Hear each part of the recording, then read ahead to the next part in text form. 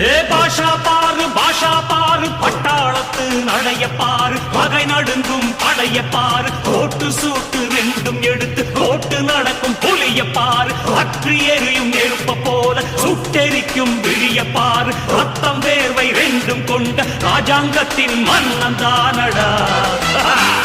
இவன் பேருக்குள்ளே காந்தம் உண்டு உண்மைதானடா இவன் பேருக்குள்ளே காந்தம் உண்டு உண்மைதானடா